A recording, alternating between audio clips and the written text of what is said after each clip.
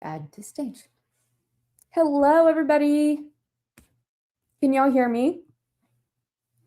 A little test. Let me know if you're here.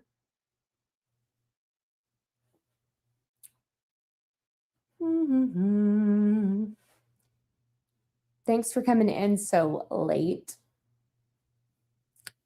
Yes. I'm giving y'all a minute to maybe jump in here because I am just not sure. Oh, hey, Bonnie. Hi, I'm so glad someone's in here. I just wasn't really sure if I was talking to myself or not. Actually, I just want to make sure it was working. How are you? Thanks for joining me so late. Bonnie, where are you from?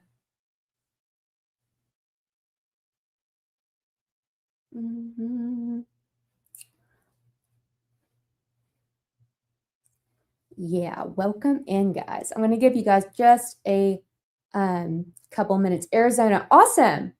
So at least it's not 2 a.m. Well, Bonnie, it may just be me and you, but I was kind of testing out a new theory. The other morning, I had gone at 6:20, 6:30. Do I? Let's see. That's good. Let me unplug and then I'll replug. Actually, I bet I know why. Here's the thing. Does this sound any better? Lover of all animals 45.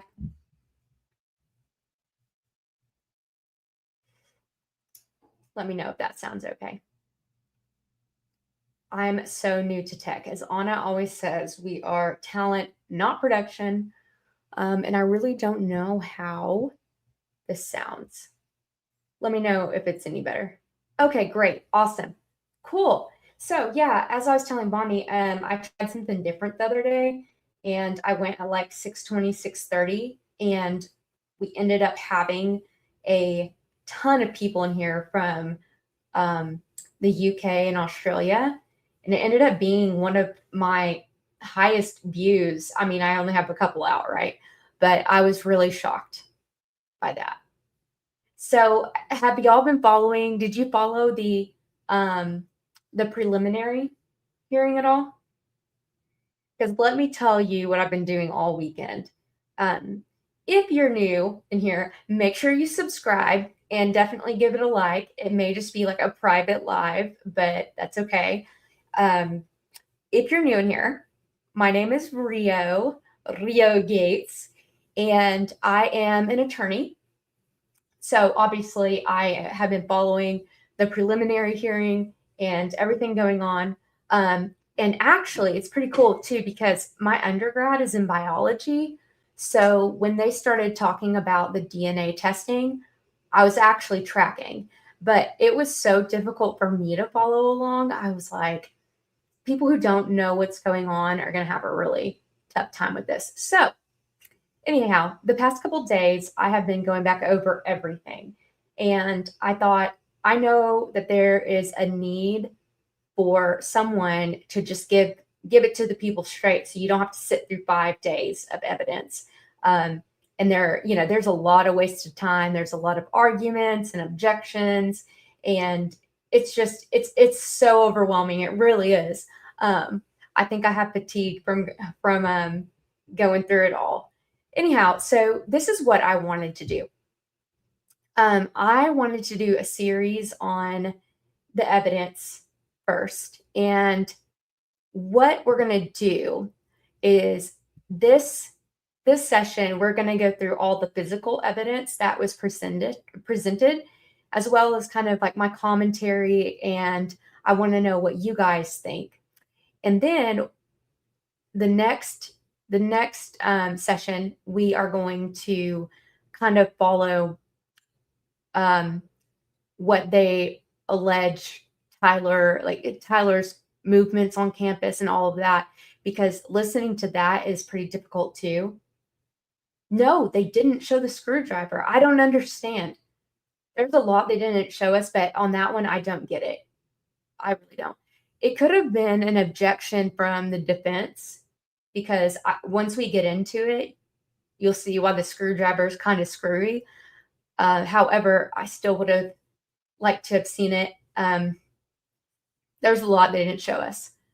So, listening to Agent Hull, he was the one with the British accent, him describing all the movements of Tyler on campus, allegedly Tyler, and the different videos that we have of that and the timestamps. And also, none of us are familiar with the campus. So when they start talking about he exited here or he went here, it's just they lost me on it. So I really started looking at the map and everything. And I thought that's enough to just cover in one live session. There's enough. And if you tried to do that all in one sitting and everything they covered, it would just be way too much. And then I'm pretty excited about this part.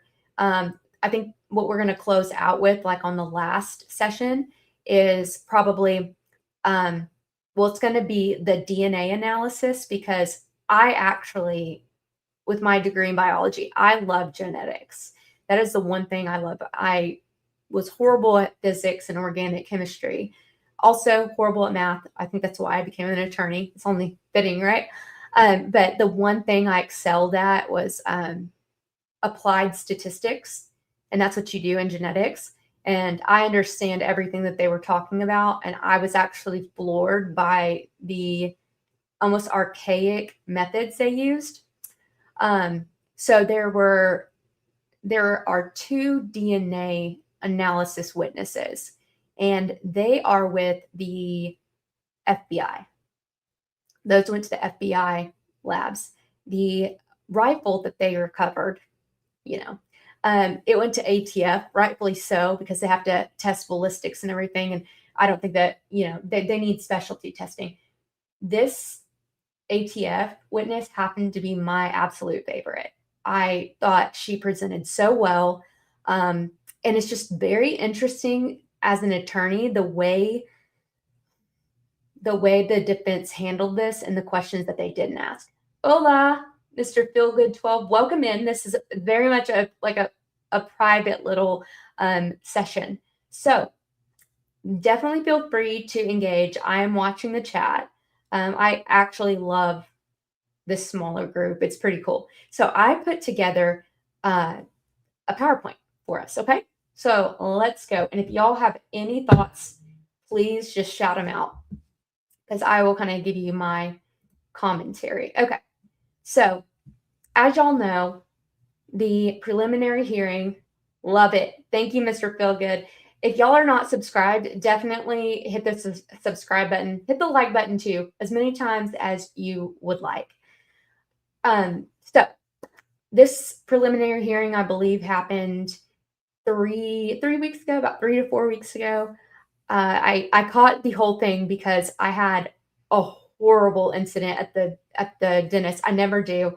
I ended up having an emergency root canal and all this stuff. So I was in the most pain I have ever been in, and I almost went septic. It was crazy. It was nuts. So I was laying down watching this thing, and maybe in another session, if y'all have any legal questions or you don't understand procedure, you can definitely drop it in the chat right now or whenever it comes up.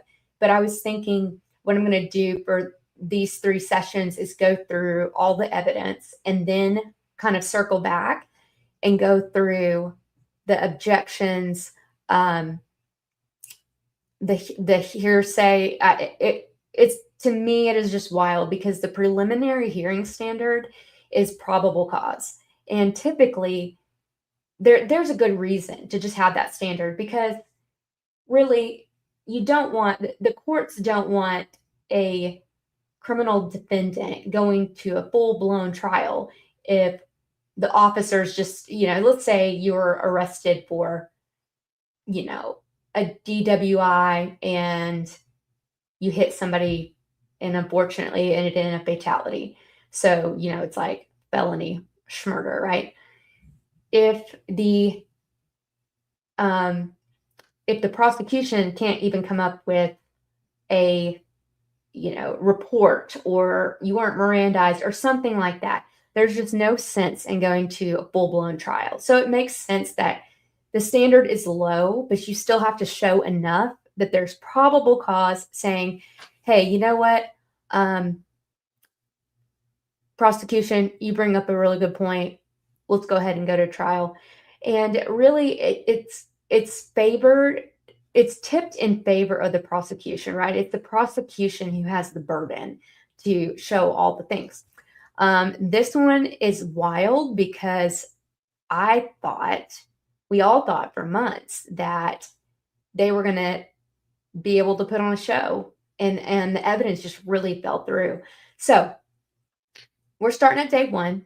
It went through 5 days, and today let's see. I'm going to read. I said here. No, so there are different rules of hearsay depending on what level you're at, whether you're at the preliminary hearing or you're at the trial, right? Because the standard to convict, like you're not convicting anybody at the probable cause hearing, the preliminary, but you are, potentially at trial.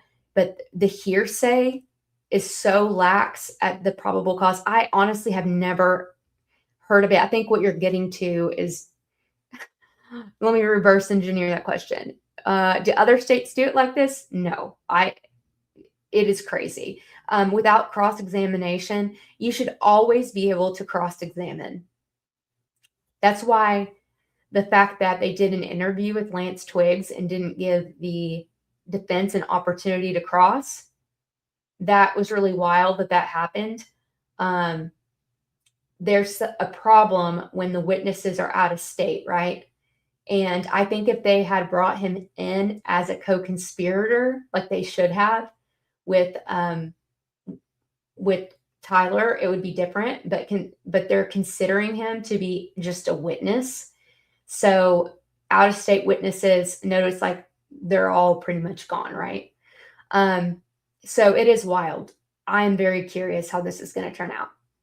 Okay, so let's go ahead and jump into this. So day 1, and I felt like it was relevant to say this, the prosecution just starts out saying 100% of our discovery has been produced, meaning we produced it to the defense, except some incoming information from this SDI, so the State Department of Investigation, and that can happen.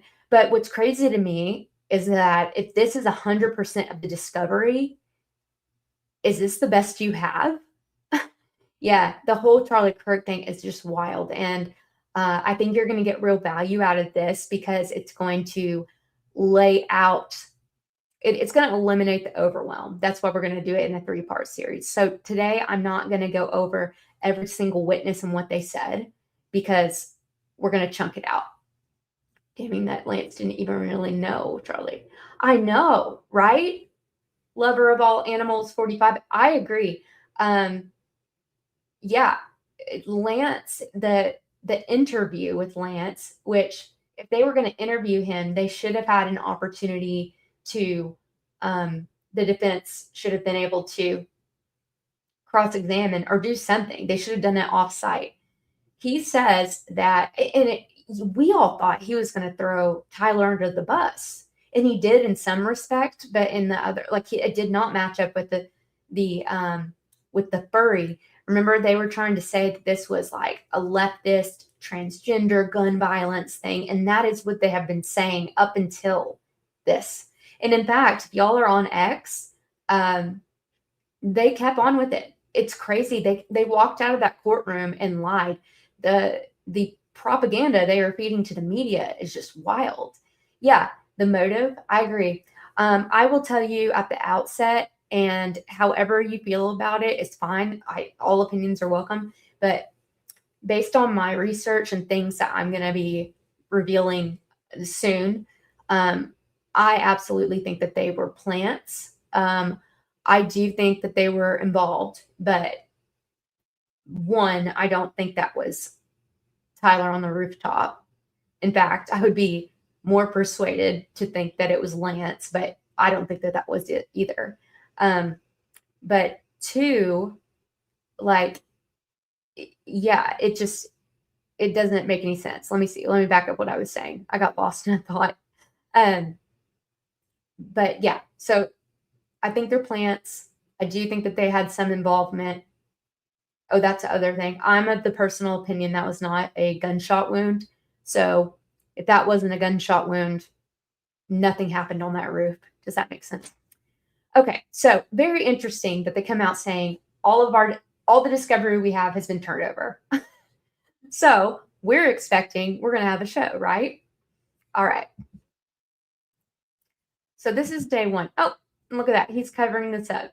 That did not, my PowerPoint did not. Let me see, actually. You know what? Let me do full screen here. Let me see what happens. I'll do full screen on my end. Maybe I won't because I can't see y'all. Okay. So this is the very first witness that they had. And this was Officer Chris Bagley. And he is just a UVU police officer. Funny, though, because he's no longer one. It's very interesting that everybody involved in this is no longer working for who they were working for at the time. Even I call him Dr. Valhalla. It's actually Dr. Jaro. I always want to say Dr. Guadalajaro. He was the medical examiner, right? And if y'all saw one of my other videos, I laid all that out. He quickly got out of state because if he was in state, I don't see why they wouldn't have brought him in here. Let me see. The shirt the guy the stairwell was wearing was retired. Very interesting. Are you sure about that? Lover of all animals? Because I'm going to write that down.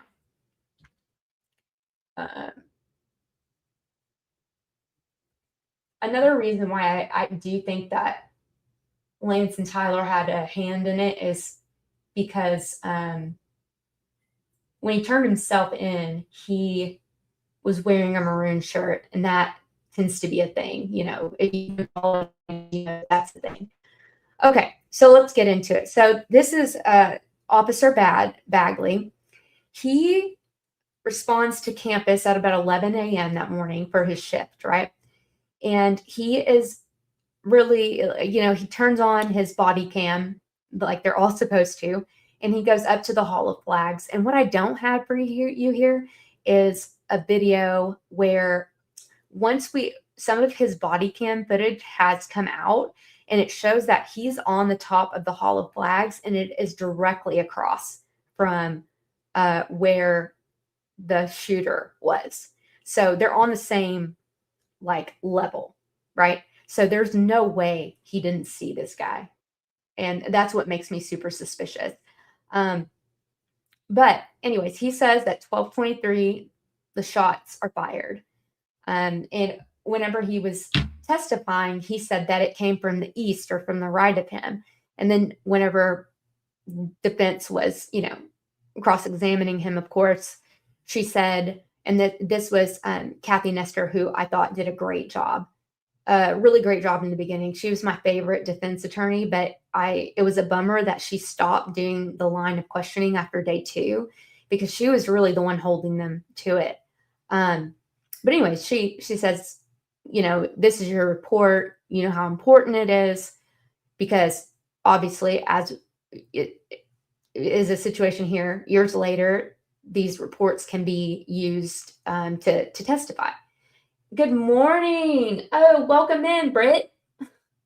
Tracy's got us back. See, this is also why I thought I would go at this time, because the other morning when everybody was in here, we had a ton of people and they were in the UK and Australia.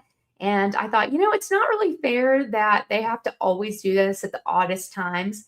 Why don't we try to serve that audience a little bit? So good morning. Absolutely. Tracy, thank you for being in here. We just got started. So he says, he testifies. I heard it from the east, from the right. And she says, well, you didn't put that in your report. So, that is a thing, right? So to me, his report either isn't as clear as it should be, or his testimony has developed since then. And that is something that does happen. Okay. So he says 12:23, shot is fired. he runs down the stairs. And as he's running down the stairs, he hears them say that they had someone in custody. And if you've been following, you know it is George Zinn, who automatically was like, it's me, you know. And so he testifies that instead of an active shooter situation, he then goes into recovering, preserving the scene, locking the scene down, looking for injured people. And from the footage that I've seen, that is true. I mean, he really did seem to be kind of corralling people. And then he's down in the courtyard, and he sees an empty holster and doesn't touch it. He doesn't know if it ever went into evidence. And we see video from somebody else that is the case. But he says at this moment that this is about the moment that things started to slow down for him. And I can imagine like your adrenaline is pumping and all of that. And he says, it was at that moment that I realized that it was a rifle, not a handgun. And if you're familiar with firearms, you do know the difference between the way they sound. And she says, well, why do you think that? And he said it was really more like a really loud crack, like violent crack, rather than a handgun. And yeah, if you guys shoot guns, you know, like a rifle is loud. It's a crack. It's violent.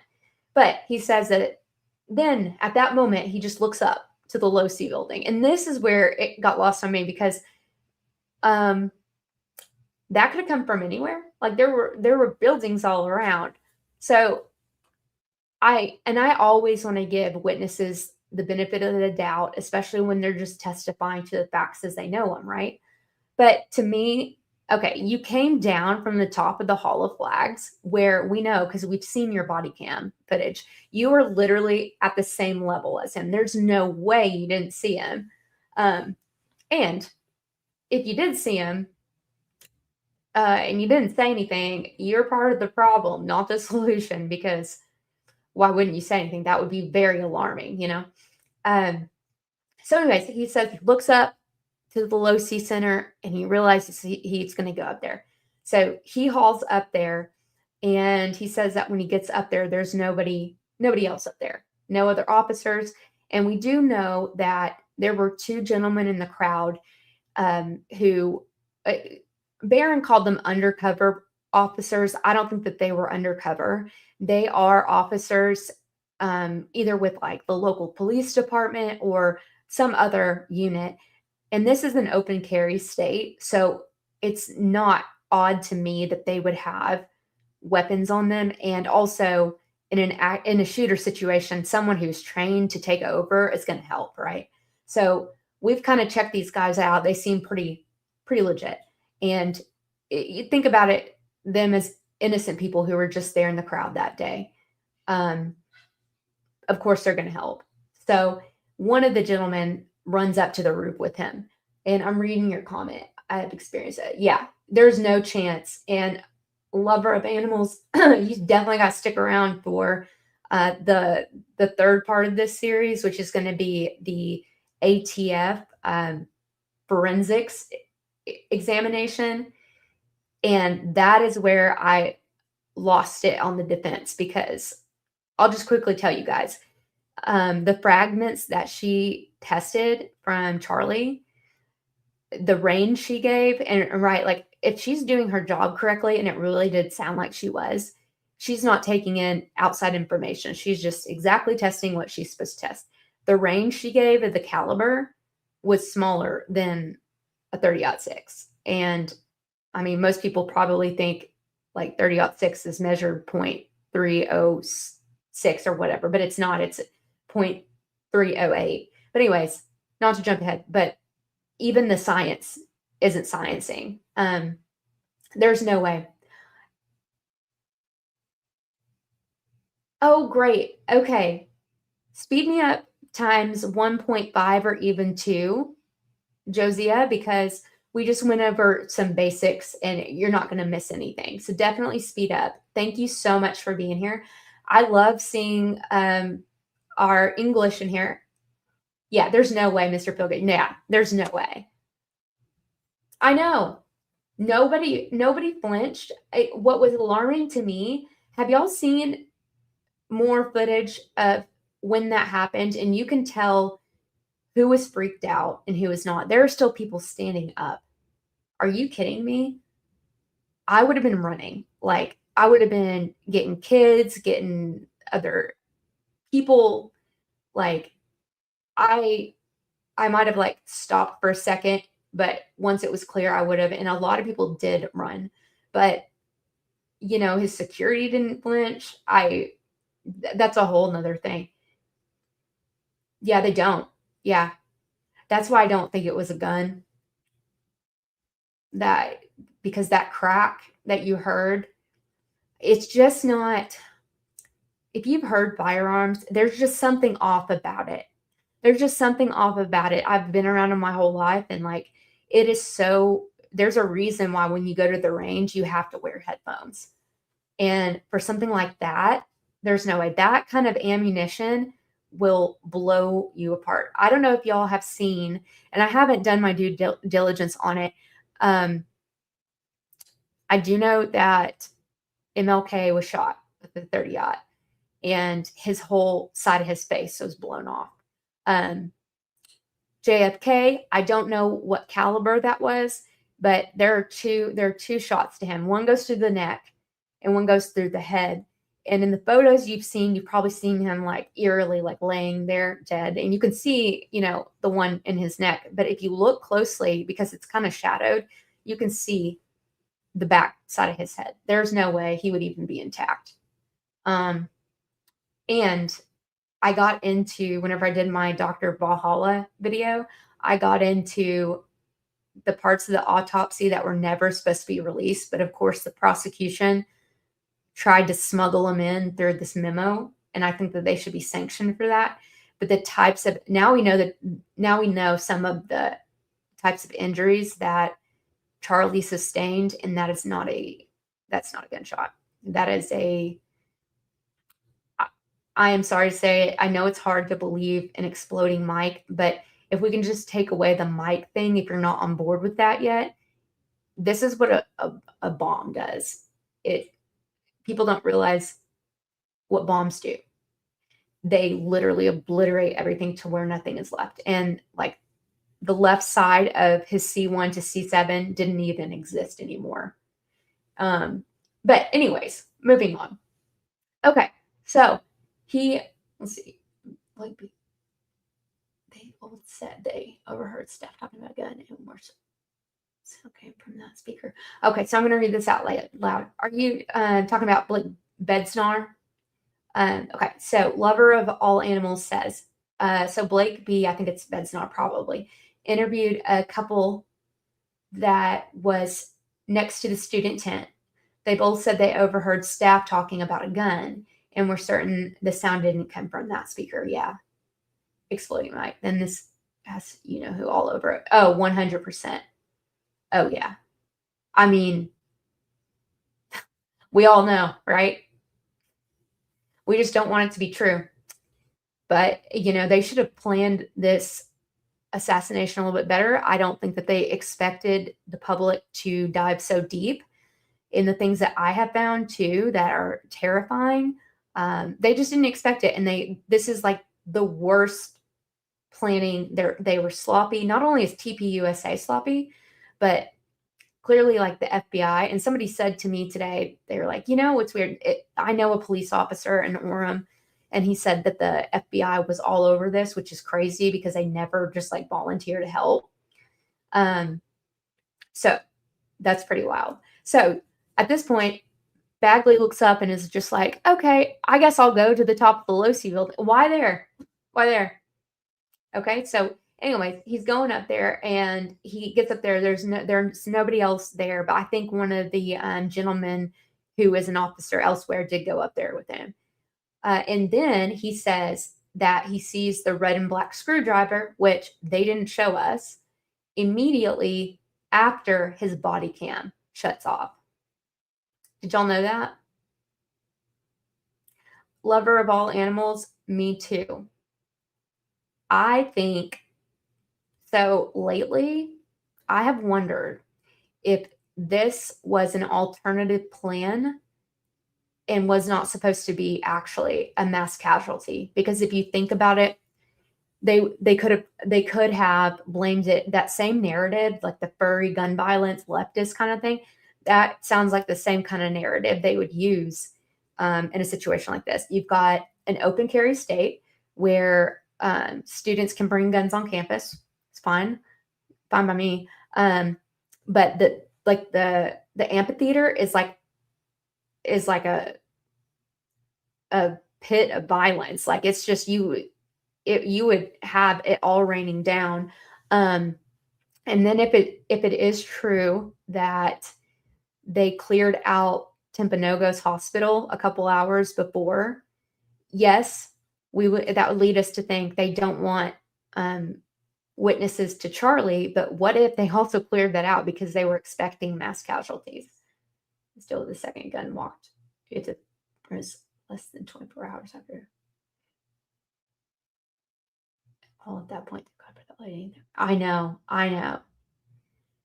Yeah, there's so much more too. Did y'all know that they actually found a ton of guns on campus that day? I didn't know until I was listening to all of this.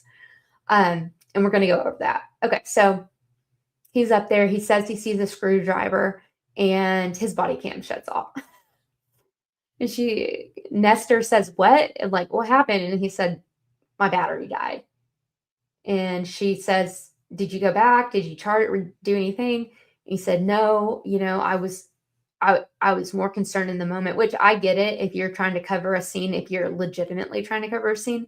But this is where you would want to have body cam footage. It would be dumb that, I'm sorry, those things get charged overnight. He came in at 11. I don't believe it. Yeah.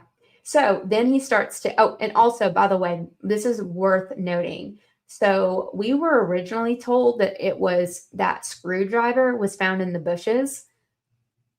That's what the news was reporting. And it wasn't until the 15th, so this happened on the 10th, that Cash Patel says that it was found on the roof. Okay. And y'all know the theory behind that is that he used this screwdriver to undo his gun on the roof. And if you look at the footage, and they even testify to it, that by the time he gets into position, the prone position, it would have had to be 15, 30 seconds before he took that shot. It's impossible. Oh, awesome. Hey, Ecological Criminal Report. Hey, how are you? So good of you to come in here. Thank you for reposting. And if you want to catch up, we've been kind of yapping a little bit. You could probably start at the beginning and just do 2x speed. You're not going to miss anything. 11th came out saying a screwdriver was also found near the weapon. Right. And then it's found on the roof. I don't know why they changed that story. That is dumb anyways. They still could have gotten away with a screwdriver in the bushes, but whatever. So here's the other thing too. He's talking about the disturbances in the gravel, where the suspect was laying prone. But how do you just go from being in the amphitheater and securing the scene to being like, you know what? It's a Losi Center. It's right there. And to go up there, I mean, you have to know where you're looking and what you're looking for. Unless he saw or knew that that's where somebody was, that's a really random chance. That's why if you back it up a little bit, and we've seen his body cam footage before, when he is on the Hall of Flags, he is straight across, and you can see the guy in the body cam. That's how he knew. I mean, that's how he knew. Sorry. And then he gets off the roof around 1, and he turns it over to a colleague of his. But he says that whenever he gets off the roof, he goes to where the suspect jumped off the roof and finds a footprint in the grass. I mean, that is the most ridiculous thing. To be certain, I went back and looked at the footage. First of all, the grass was cut. It was a manicured lawn. It's September. It's slowed down growth. I highly doubt it's going to leave a footprint. But if it did, why didn't you take a photo of it? Why didn't you clear that off? Because in every single true crime story, coverage, whatever, documentary, it always comes down to the footprint.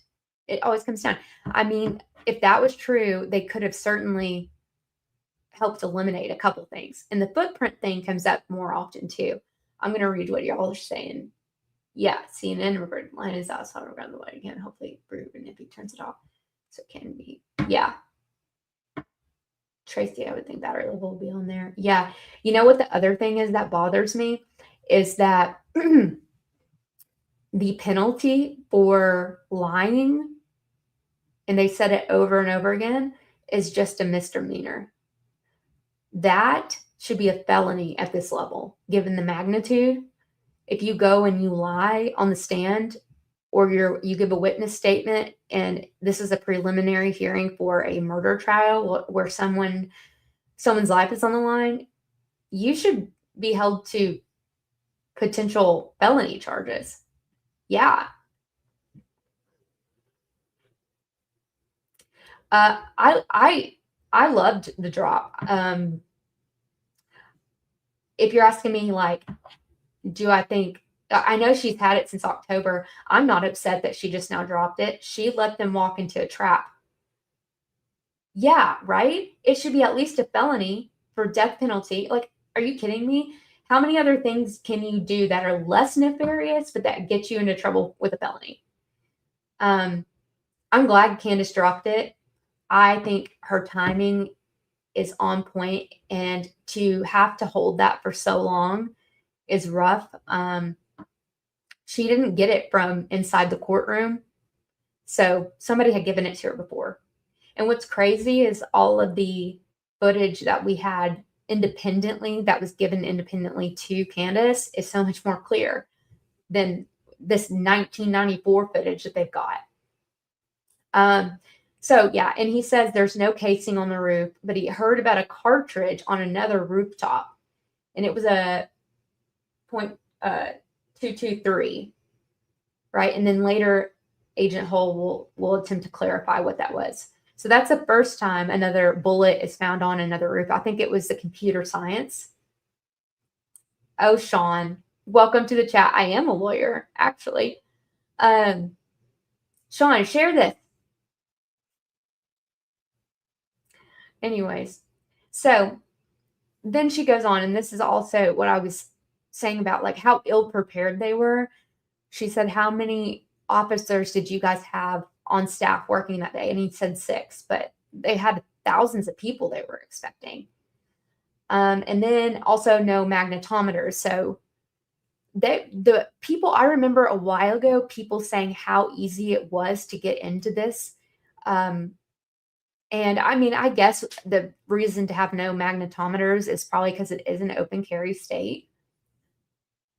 Okay, I'm going to read y'all's chats a little bit. Speaking of drops, into there more footage that shows direction he went on. Yeah, I'm sure that there is. I mean, I know that they must have that footage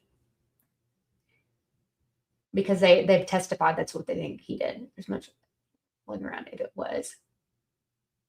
Likely around if it was. GSW. What do you mean by GSW? See, exploding mine sounds more convincing based on the distance and the odds to actually. Yeah. The minute I saw that, and we were all thinking, okay, that was a professional hit. I mean, that's a trained sniper. Because we're all thinking he got hit with a bullet, really. And at the moment, and if you saw it in real time, it was weird. It was weird. The sound was weird, even coming through the audio. But no, if that was an actual hit, that was not just somebody winging it. That is somebody who is cool and calm under pressure and has done this before. Let's see. No, I guess weapons on school grounds is not a federal regulation, or Utah allows it. Which, I mean, you could argue that an open carry state, they have less gun violence. And I mean, I know it's kind of testy, but that's the truth. Whenever everybody has a weapon, it's not at least you've got something to defend yourself. I think that they're, and I don't quote me, I can't say, but don't hold me to it, but I really do think that gun violence on school campuses and such, maybe for high school, for sure, it would be a federal regulation, but for university, it wasn't. But I do think that the incidence of gun violence is dramatically lower in open carry states. No schools, hospitals, malls. Right. Yeah. In the West, I have to wonder if like Arizona, I know you can carry, in Washington State, definitely no schools or hospitals. Oh, gunshot wound. Okay, thank you. Yeah. Turning Point expected 603,000 students to show up, but no tickets yet. Prevent to keep on count and request an ambulance on call at the little people. Open carry all day. I agree with you, Mr. Feelgood. I know people are weird about it, but I do think that it curbs the violence. And I mean, look, all the gun violence that happens is staged. You can't tell me different. I mean, I do think that people get crazy, but anymore, I can't trust. I can't trust that they're not trying to control a narrative and make people hate each other. Let me read Love Verbal Animals. Let me put that back into context. Much more like, yeah. Okay, so we'll move on from slide 2. Okay, so that was kind of the end of Agent Bagley's witness testimony. I wish they would have cross-examined him and asked about the footprint, why he didn't secure the area, why they didn't have a photograph taken of the footprint, what instinctively made him look up. And this is why I'm so questioning now the defense. And before I really wasn't, but if they have 100% of the discovery, they must know all the things. And they had seen his body cam footage, surely, of him standing from on the top of the Hall of Flags over there. So I do believe also in strategy too, but I certainly think it was worth asking about that stuff. So now we move to FBI agent Jennifer, I think it's Faumina, okay?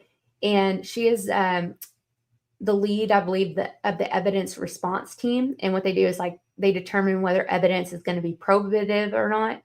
Probative, I can't even speak, means is it going to have value at trial? Is it worth introducing into evidence, which is a huge responsibility because you're looking at all of the evidence that people are gathering, and it's you who's making the determination of whether you're going to put that into evidence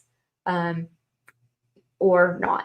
So, and she's on day 4. On day 2, she does show up just for like a brief second to talk about what was taken into custody that day, and then she leaves and doesn't come back.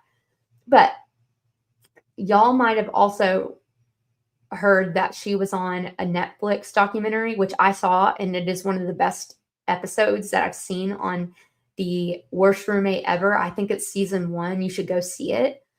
It talks about so she also has worked with the FBI before, and I'm not against that. I mean, it's consistent, right? Somebody's got to do it. But she helped them find, I'll just quickly tell you, there was this woman who was living with her roommate, but they had been best friends for like 25 years.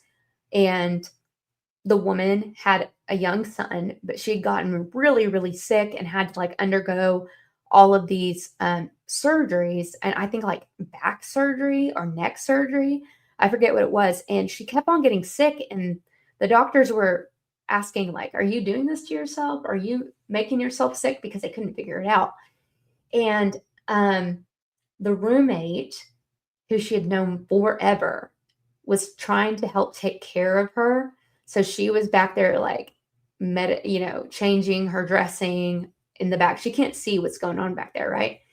And the woman was just like, I was in so much pain. I was so sick.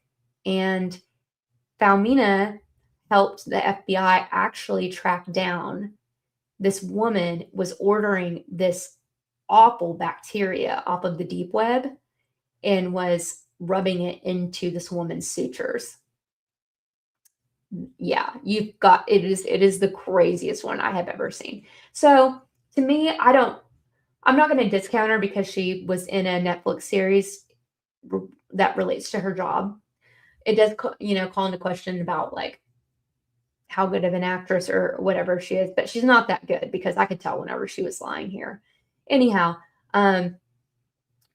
yeah, so okay. So she shows up. She says that, she was never wearing body cam all day.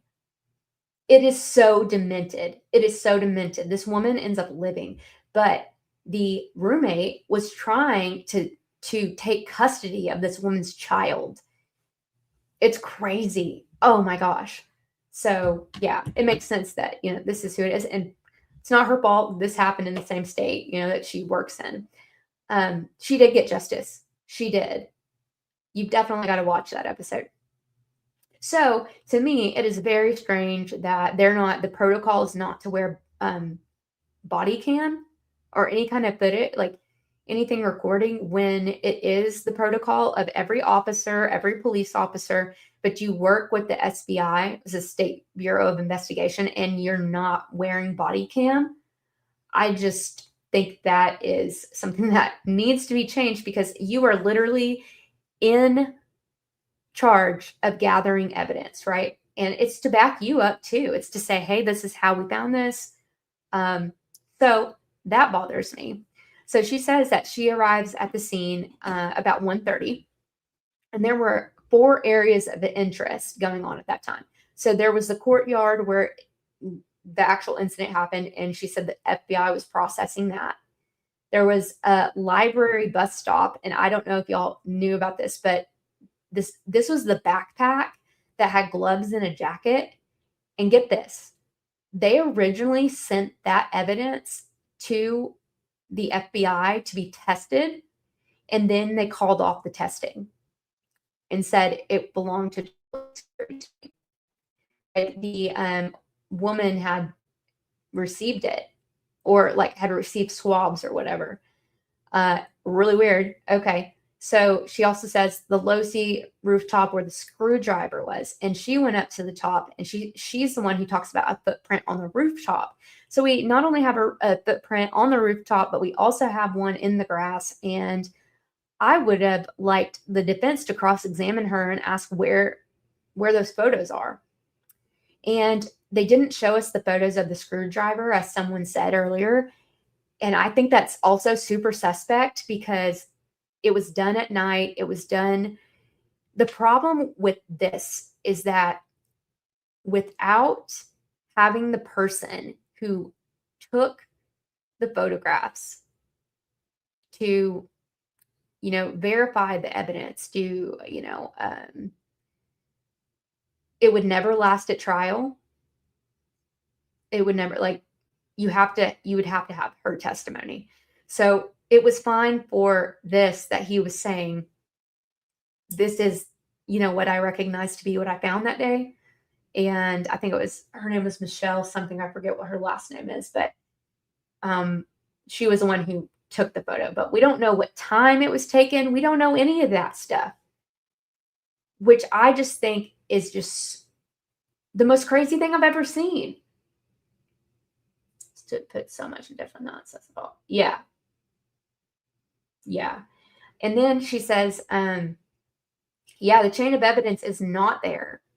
It's not. And the way that they handled hearsay in this was, hearsay is something like an out of court statement provided in court to prove the truth of the matter asserted. However, the exception to hearsay is if the witness is just testifying to what they know is being represented. But how can he even know that that is exactly the same screwdriver that he found on the roof?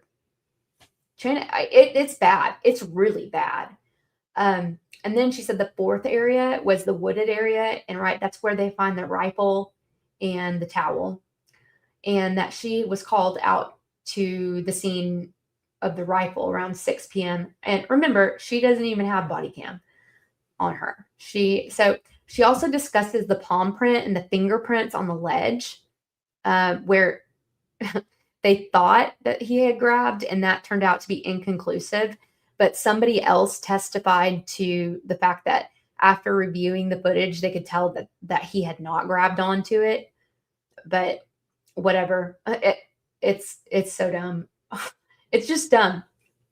I don't have a better word for it. Okay, and then she was asked about if she knew about a gun found on River Street. And I'm like, oh my gosh, here we go. Here's another gun. Like, what? We've got, hi. She called me trash. Nice to see you. Welcome in. I don't know what time it is for you, but welcome in. I'm so happy you're here. It is definitely a special little session. I was kind of running an experiment to see if we could get more UK and Australians in here because most normal people in America are asleep right now. So yeah, there's another gun that they never talk about that was found near River Street. Are people just like leaving their guns? This won't be the last gun that we talk about that was just randomly found that day. Remember, there was the cartridge that was on the roof of the computer science building. You fell asleep watching Allie. She's the best, is she not? Did you see our live the other day? I think it was Friday. It was really good. The three of us, she, Anna, and myself. So we've got the cartridge on the roof of the computer science building. We have another gun that's found on River Street. And as we continue to go through this, we're going to see more guns just being misplaced. Like, who loses their gun? It's weird. Okay. Oh, awesome. I'm so glad. I thought we had really good energy together and it was perfect. So this is going to be about what she found. So this is a picture of the rifle. I would say that this is like 3 or 4 feet long. And when they found it, it had the towel wrapped over it. And there is a picture and evidence of the towel. And another interesting thing that they did here was they secured the gun to make it safe, which I can see why maybe that would be protocol. But it's a gun. You know how to handle them appropriately to not make them fire. I don't know why you wouldn't take it into the lab and just be very careful with it. But they went ahead and they pulled the lever back, right? This is a bolt action. It's not like a semi-automatic or an automatic gun. So once a bullet is spent, basically like the casing, the case will, it's the empty case, will stay kind of like in that chamber until you pull it back and cock it out. Like you've seen that before in military movies where there's like, and then it flies. So what she says is they manipulate the bolt lever and then they find 130-06 case. So that was allegedly the bullet that was fired. And 3 cartridges with engravings. So cartridges would be an unfired bullet. And all of these have engravings. Okay, so here's the casing. And it has like engraved into it with a Dremel tool. Notice his bulge. And then OWO, that's supposed to be like a cutesy face. I had to look it up. But it's like oh, what's this? And so they're talking about, his bulge, whatever. This whole thing is odd. And then, yeah, this is obviously the picture of one side of it. I didn't include all of them here. But also, like, could you just, like, line it up with 1 instead of, like, 5.5 to 11? Whatever. Just a thing. I don't like doing math. So this was one of the cartridges that was not spent. Yeah, I think it was Lance who did this, right? It just seems to me like he's the one who did this.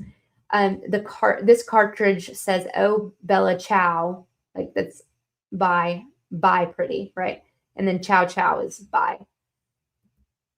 And then this is the next one. And they say, if you read this, gay LMAO, laughing my ass off. These are so dumb. And then this one, hey fascist, catch. And then it has, and this is the best I could do with keystrokes. But if you look, I included this picture here because it's got an up symbol, a right symbol, and a down. That's like a gamer to me. And I don't know, this would be really interesting if we have any gamers out here, if that is like a specific move. And we know from his testimony that they kind of knew each other before, from the online like gaming community.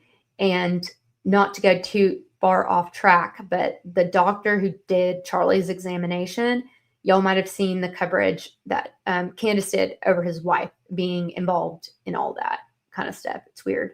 Also, I have a problem with this photograph. Like, why did you cut it off right here? Where is the tip at?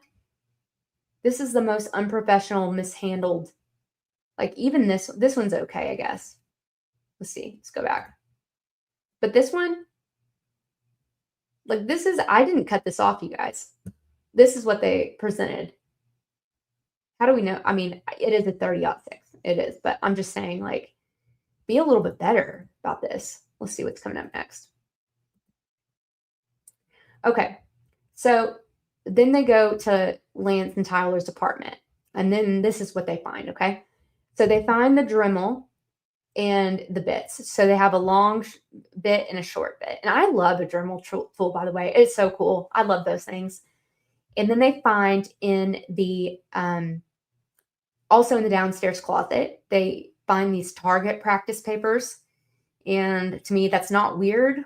The guys that, well, I don't know about Lance. I don't know if he was a gun enthusiast or not, but Tyler's from a family of boys, men, and he, hunted with his dad and stuff. And a lot of people like firearms and go do shooting practice. And it's funny because I originally saw this pulled up on Barron. And if you zoom in, there are a lot of misses, which is pretty funny to me. That would be me. Sometimes it just depends. But I'm really curious, like, why they didn't ask what caliber are those shots? If y'all are going with this 30-06 theory, and what you're wanting us to think is that he was target practicing for Charlie, like, yeah. And on top of that, there is one bullet that's still in here, and nobody asked them, did you take photographs of the bullet that was still in there? What kind of bullet was it? It is relevant whenever it's someone's on trial for murder. And then she recovered long guns, rifles, and revolvers in the in the apartment. And here we go, a burnt paper in the kitchen trash. This is allegedly the note that Tyler left under his keyboard to have Lance go look at. And they weren't supposed to show in court. They weren't supposed to show to the media the note, but I got it for you guys because they messed up. And they didn't turn the camera away fast enough. So this isn't the best, but this is what I got. Well, okay, look, this is actually the burnt paper. And they're saying that's like the burnt note. So y'all could probably like screenshot that if you wanted to do that and then zoom in on it. Let me see if I can actually, I'm going to enhance this over here so I can see. Luna. So this is supposed to be written to Lance, allegedly, from Tyler. And when Lance was interviewed, he definitely did not want to play up that they were gay. So I don't think that they really were.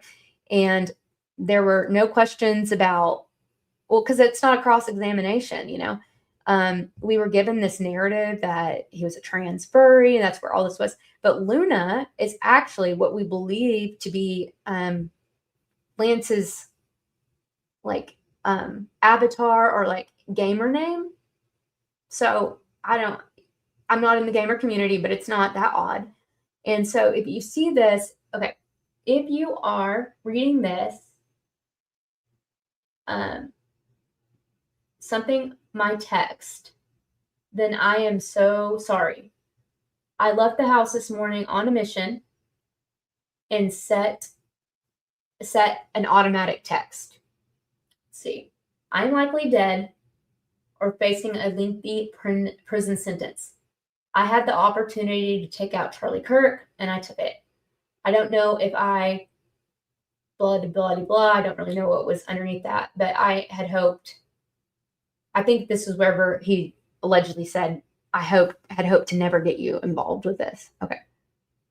So that doesn't make sense either to me, because he's essentially leaving this note to say, just in case. But we hear from Lance that Tyler texts him and says, go look underneath my keyboard.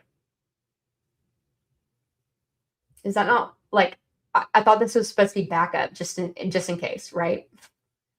And at this point, whenever Tyler tells him to go check the keyboard, he's still free. He hasn't turned himself in, like nothing. Oh, by the way, if you didn't know, there is no evidence of a confession from Tyler. We didn't see any of it. The best we got and out of all this is that he had allegedly, and this is hearsay, told his parents that he had done it, and they drove him. They drove him to the sheriff's department themselves. They didn't even send out a squad car, nothing. Yeah, so there's that. They were able to pull this from the burnt paper. Yeah. Well, so Lance had gotten the note, apparently, and had taken a picture of it. And then he says he just put it back on the desk. But at some point, somebody burns it, allegedly. And that's what they found. I'm sorry. If you were trying to cover up a crime, you could do a lot better with that. So I know that they couldn't really do a handwriting analysis at this stage and introduce it, not the defense per se, but I don't know why they didn't ask the prosecution or the witnesses, because this was offered when a different witness was on the stand. It wasn't offered when Lance was having his interview. Why they didn't ask if they had done a handwriting analysis is this, why do you think Tyler wrote this? And these are such basic questions. That's why I'm really thrown for a loop. What do y'all think about that? I'm going to go ahead and move on to next one. Okay, so also in the apartment, this is the bedroom next to Tyler's, and this is what they recover on top of a safe.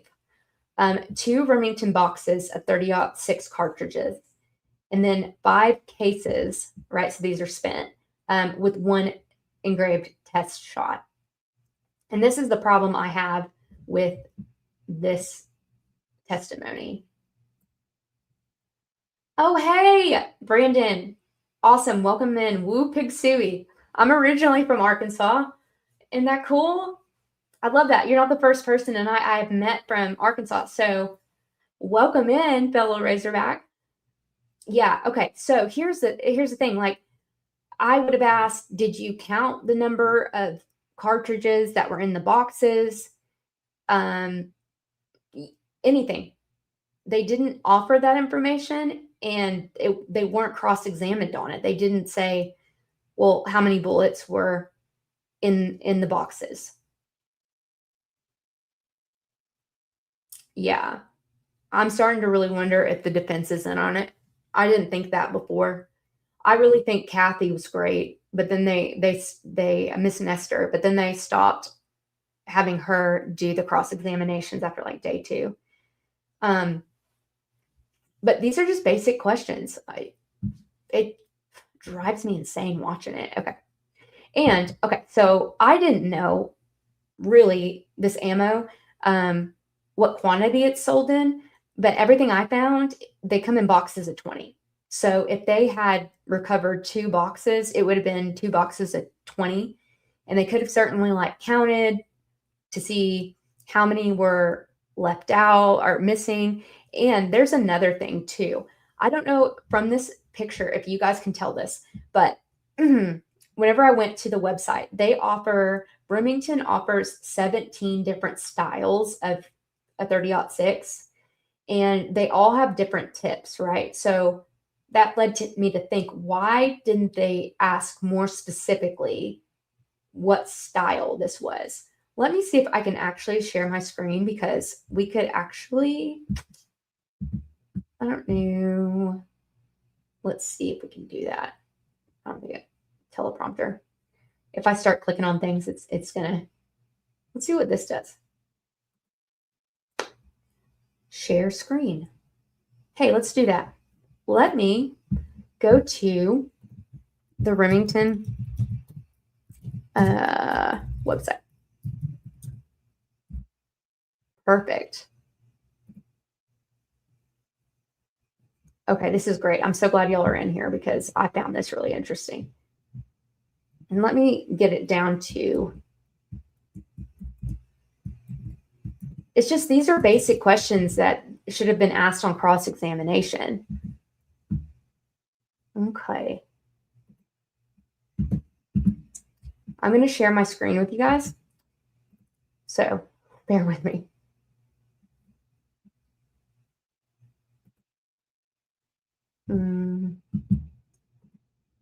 Ah. Yeah, there we go.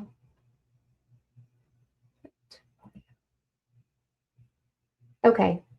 Can y'all see that? Drop it in the chat if you can see it.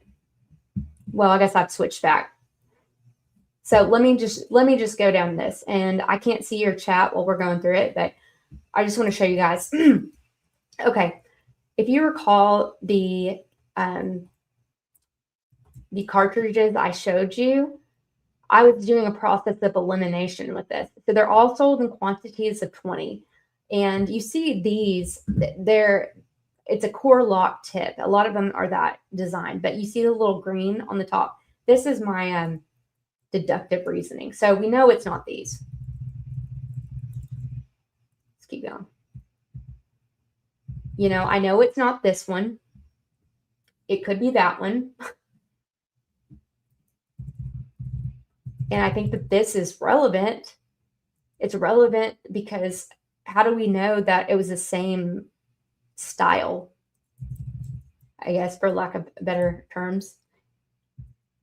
It could be these, you know, and it could be this one too. This one is more round here. This one's more, you know, pointed. This is elementary for this, and then you can see these are a little bit more flat too. But I think it's extremely relevant that we make sure that what they found on the, you know, the rifle in the bush and those cartridges were the same that they found in his house. So yeah, if you guys go to the website, you can see this. Like, clearly it wasn't this one. And they only have 17 different styles. But also, look, I mean, this is all for big game. We already knew that.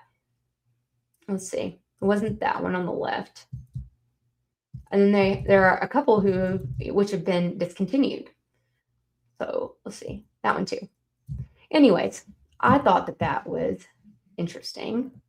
Let's go back to this. Let's see what y'all are thinking. Okay, moving on. So they also take from Tyler's room 2 shoes. They don't say if it's a left and a right. It's definitely like a different pair of shoes. One is, it wasn't something that, yeah.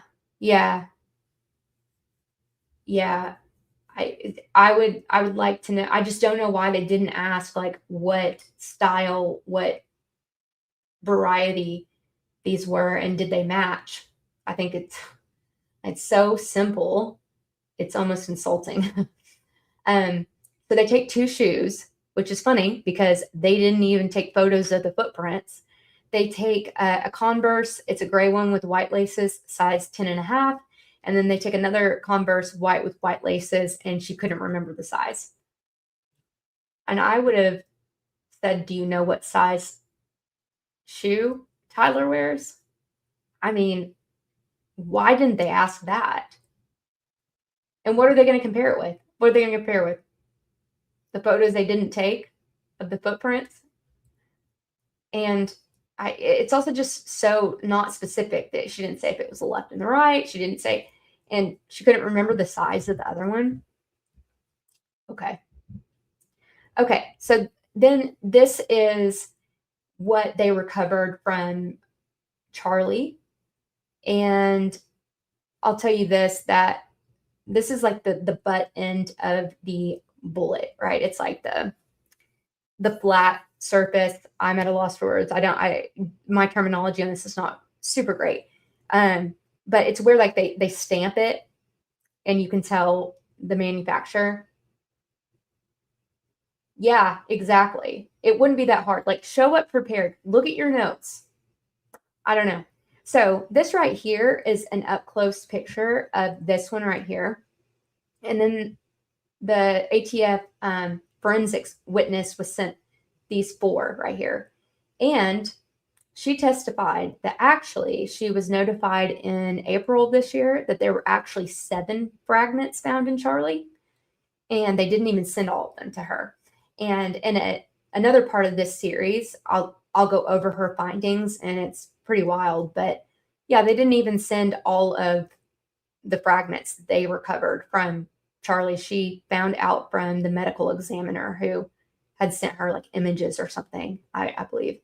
And Agent Hull, who we haven't really talked about, and we'll talk, he's the one who lays out where Tyler was and all that stuff. So we'll talk about him another time. But he testifies he didn't even know how many were recovered from Charlie, which I think is a lie because they went to visit the medical examiner. Imprints could still be seen when diligent UVU where the person landed. Oh, wow. I did not know that. Diligent said that imprints. Are you talking about on the grass or on the gravel? Yeah. Yeah, you're right. That's a very good point. Without an exit, there's 0 reason all pieces wouldn't be recovered, right? You would expect from a like bullet of that caliber that almost 100% of the lead fragments would be recovered. Okay, Tracy, thank you for saying that. Wow, I'm shocked. When did he go? Do you remember?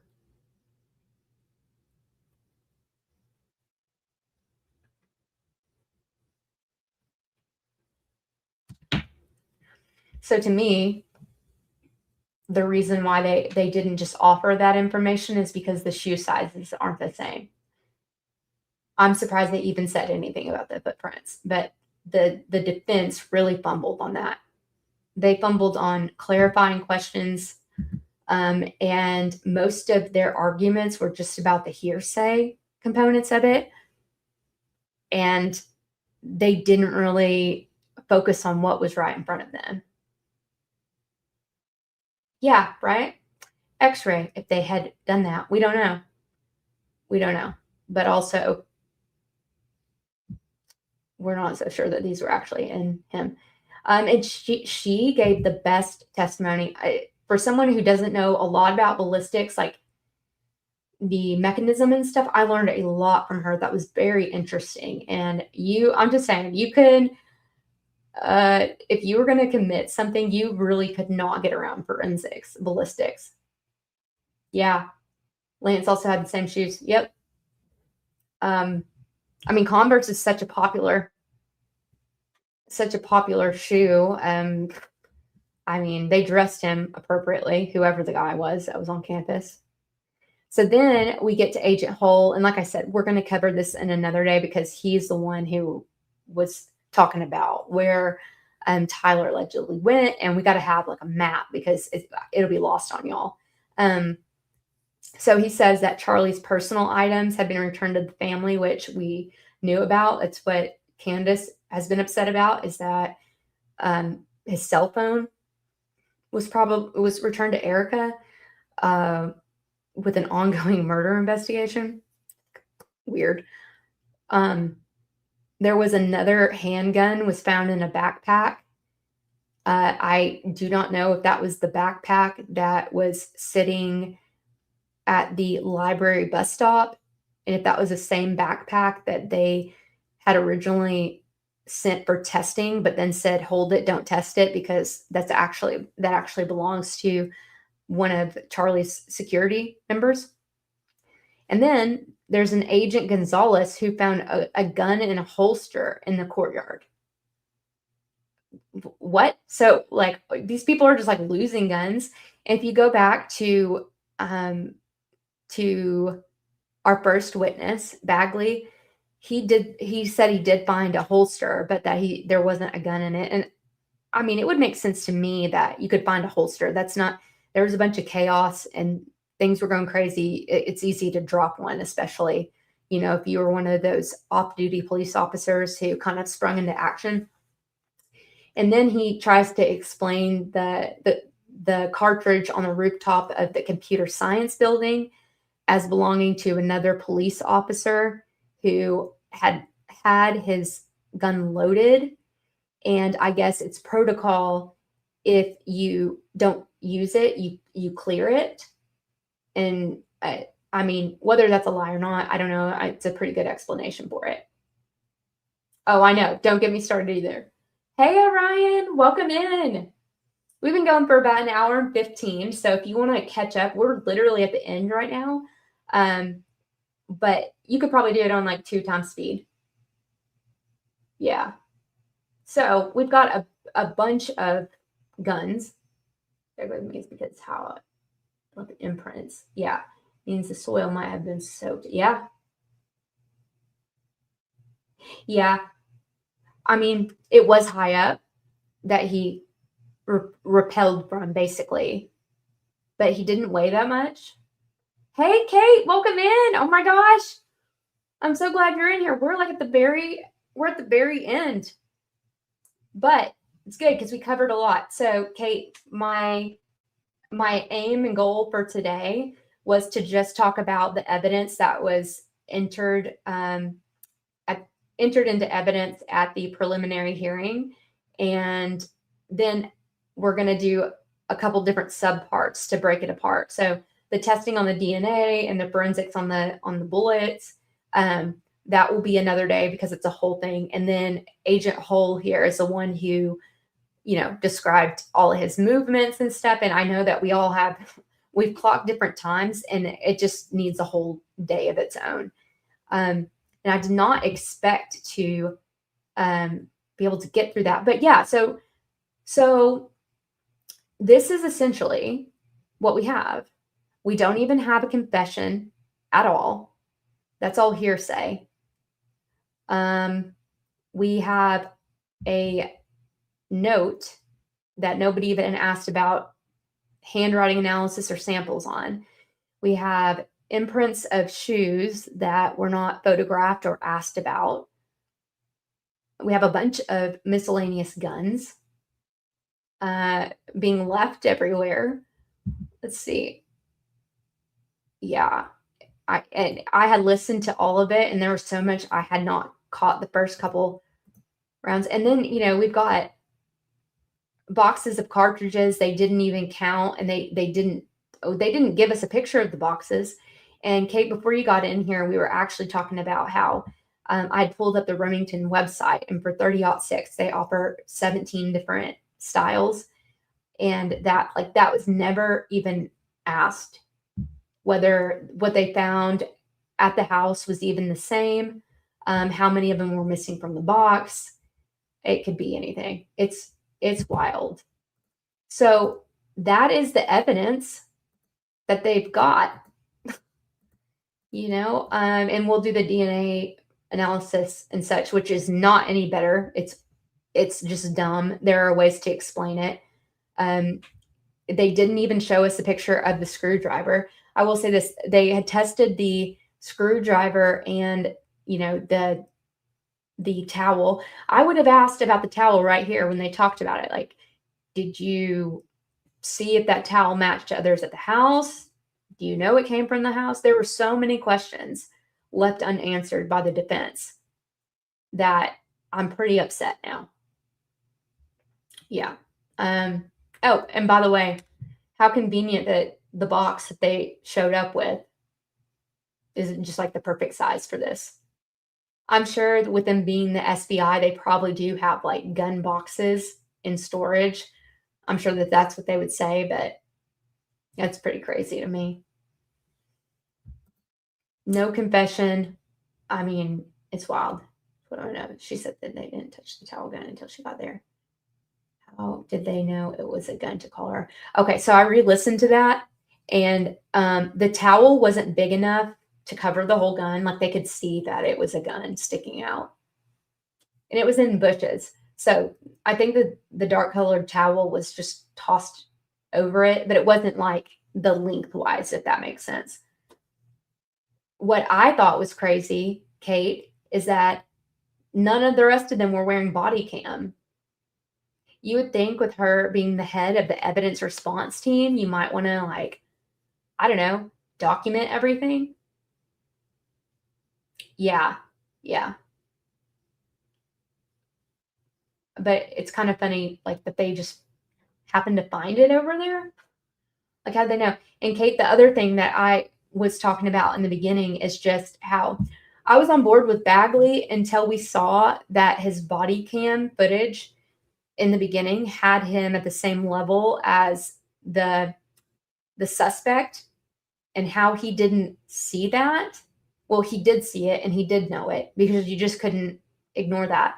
And then like he responds to the courtyard, and then all of a sudden he just like looks up and he's like, "Oh, the Losi Center. I think I'll go there." Because if you didn't know that's where someone was laying prone, they repeated things over and over. How would you know that's exactly where to go look? And then his body cam footage cuts out. Okay.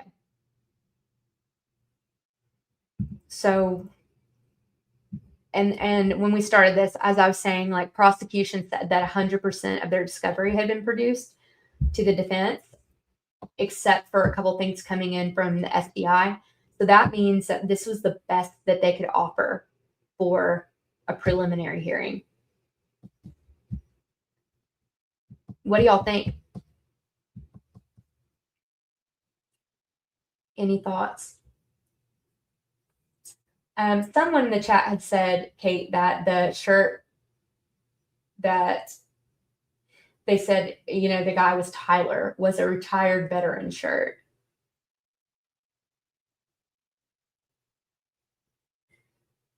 Okay, did you say someone says she might be the person in the pink hat that hasn't been identified yet?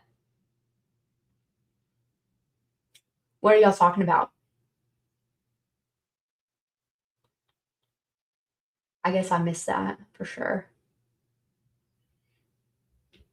But yeah, it's crazy. Everybody's talking about footprints they didn't document. Nobody, like the defense didn't ask what size shoe does Tyler wear. Do you know? Did you take pictures? Oh, okay. Under the tent.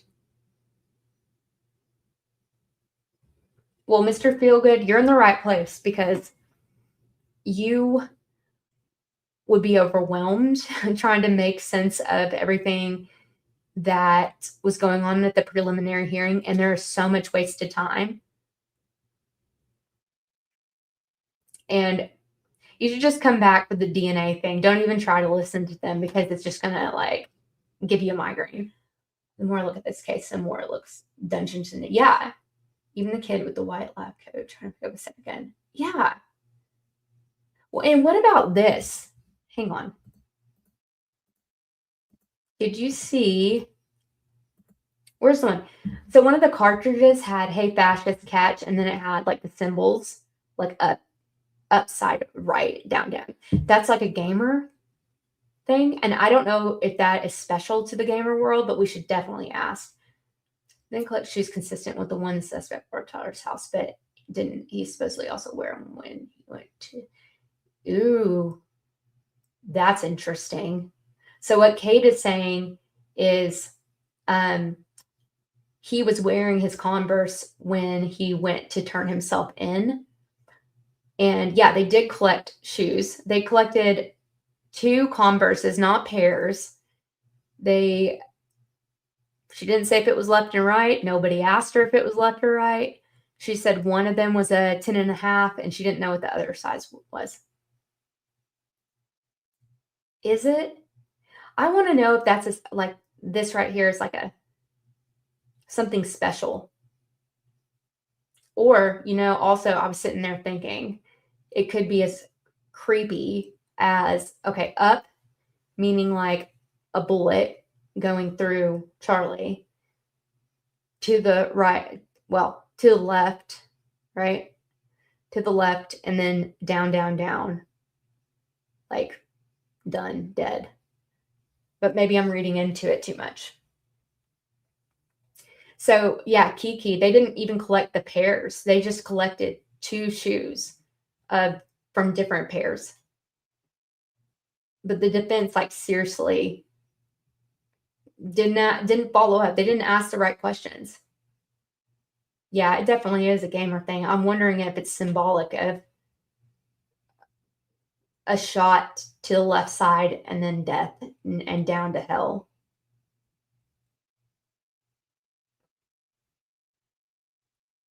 Oh, Mr. Feelgood, I'm so glad you're here. There are a bunch of creators that are like, especially the women right now, are like kicking up steam and bringing forth. I really like to. I started doing this because Anna talked me into it because I was working with her behind the scenes for so long, and by the time I like really stumbled onto some good stuff, I was like, okay, fine, I'll do it. And a lot of us are kind of reinvigorating it because I like to find new information. Like, it's really great to have different people reiterate what Candace is saying, but there's only so many times that, that we don't have all the hours in a day, and we all have different podcasters we listen to, but it's like, I don't want to waste people's time. I really just want to, I really just want to give it to people, Yeah. This was their opportunity, Kate, to cross-examine, and they didn't. And it's like, why didn't they ask these questions? Like, how do you know that that's Tyler's handwriting?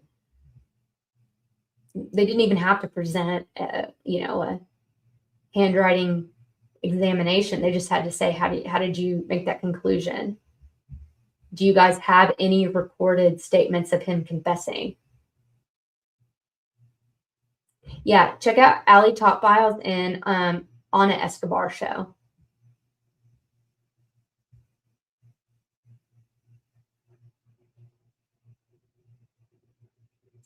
They tried it. They got told it went to the weight.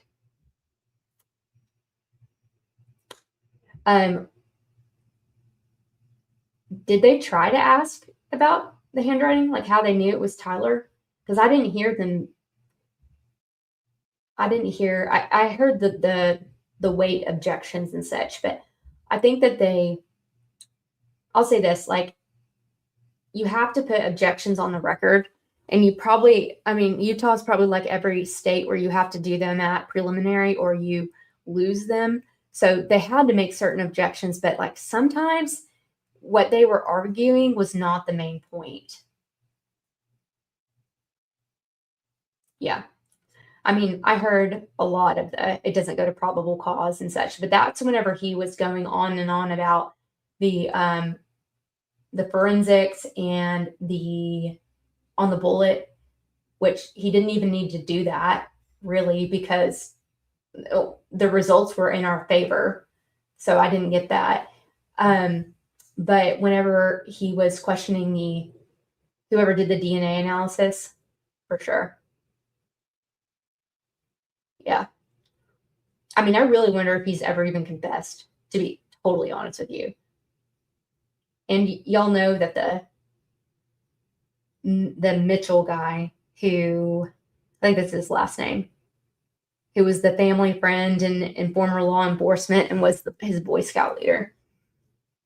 So for anyone tuning in, if you thought there was like overwhelming evidence in this case, just watch this.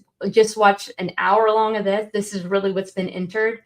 You're not missing anything other than we're going to go through the videos and where they said Tyler was at certain times, and we'll tear that apart.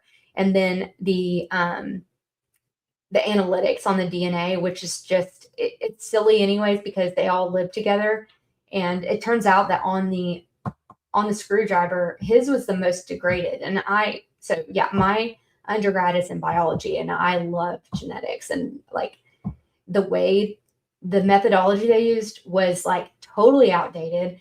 But the fact that his DNA was the most degraded on that, degradation doesn't happen unless it's exposed to an element or like water or chemicals. But if his was the most degraded, then I would say he was probably the last one to touch it.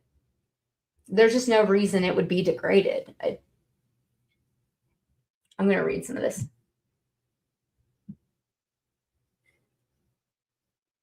With equations on magnetic levitation. Interesting, Orion. That is like something. If you can explain that more, I would love for you to send me a DM message and try to explain it to me like I'm a kindergartner, because I don't know anything about the gaming world. Said that Tyler wasn't supposed to turn himself in, but to perhaps get killed in a shootout. Then we would not questioning anything. Yeah.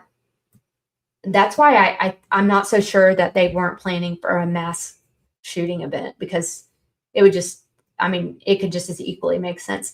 But what's weird is that Lance says that he got a text from Tyler saying, hey, go look at the note under the keyboard. But the note under the keyboard was more or less saying, if you don't hear from me and this is what you find, it's because I've died. So why would he just be like, oh, I got away with it? Well, I did this, but I'll be home tonight.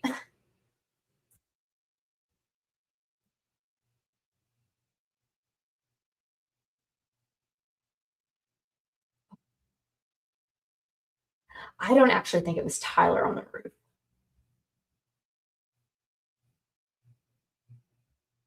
But it could be. It could be. I just know he didn't pull the trigger because I don't think any trigger was pulled. The old Jeep. It's Sonic. Oh my gosh, yes, the Sonic Sega. Well, no thing in gaming. Okay.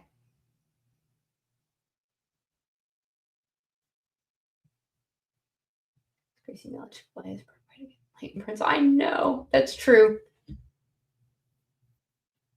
But what about the jacket and the glove and everything? They found, like, it's just wild. There were too many things that outside of the scope and orbit of Tyler shouldn't have been there. Like a bunch of miscellaneous guns that were just left over, a backpack that they said, here, test the DNA. Wait, don't test the DNA.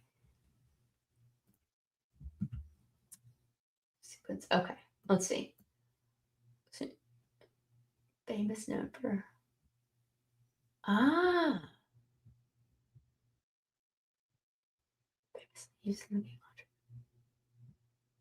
interesting. Okay, Kiki, thank you for that. Yeah. I was thinking it was symbolic of shooting Charlie. He's going to fall to the left and then he's going to die and go to hell. Like, that's the down. I know there is like no evidence of a gun on the roof. We're going to get into that whenever we cover Agent Hull. And like, first of all, is he MI6? Like, what's this British guy doing in Utah?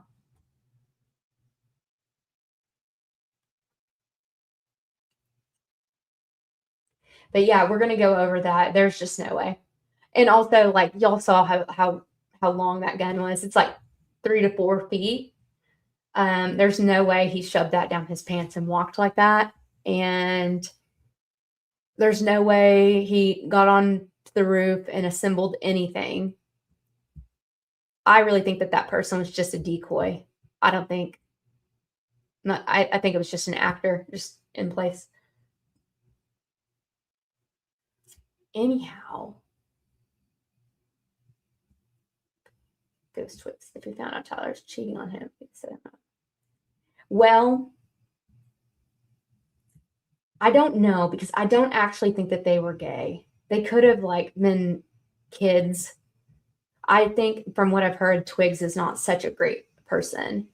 Um, and it could be he was a very violent, manipulative person. And if anything, if they were gay, Tyler doesn't seem like it. Twiggs doesn't seem like it either, but you can be influenced at that age.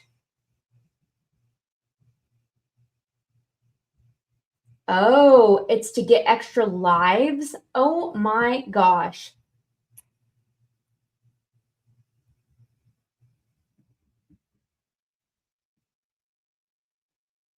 I'm writing that down.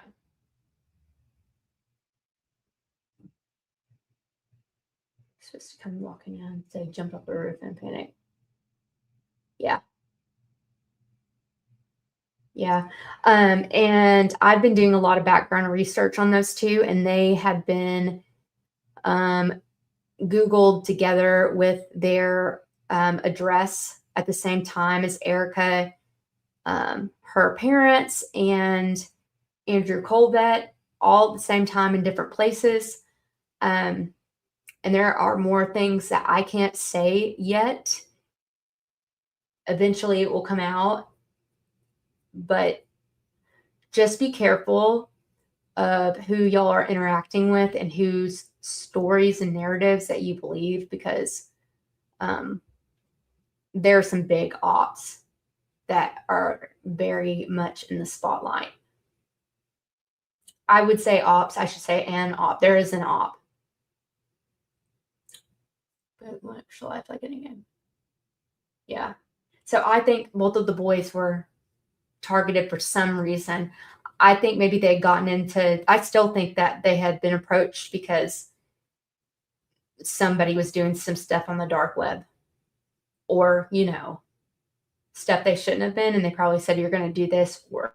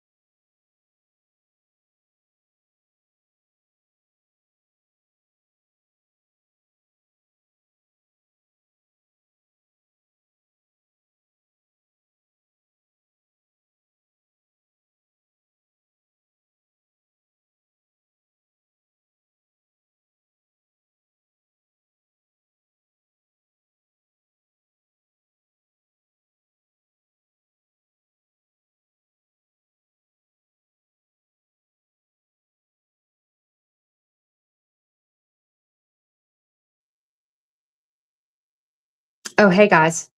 I got kicked off. That's crazy. That was weird, right? Okay. Can you hear me? Can you hear me now? Okay. Yeah, I know. It freaked me out too. I actually had to jump on my phone. How weird. Okay. Let me see if I can jump back in there. But wasn't that weird? The timing was weird. It just totally cut. I was like, oh my gosh. Okay. Let's try this. Okay. Y'all, I think my internet is being weird and now I'm like on my phone. So I'm going to end our first part. And thank you guys for being here. You're on your Google. Yeah, I'm a droid. I'm a droid person myself. And thanks to you guys for being here. If you guys join late, just start over and do it real quick because we got through a lot. But yeah, there's really not an overwhelming amount of evidence. So definitely subscribe and like for sure. I'm supposed to say that. And definitely watch out for part 2 and 3. And I'm going to be putting out a lot more content this week. But thanks for being here. I hope it was really helpful and that it kind of breaks it down a little bit more. So y'all have a great night. Yeah, you too. And a good morning. Okay. Love you guys so much. Take care. Have a great week. Love you guys. Bye.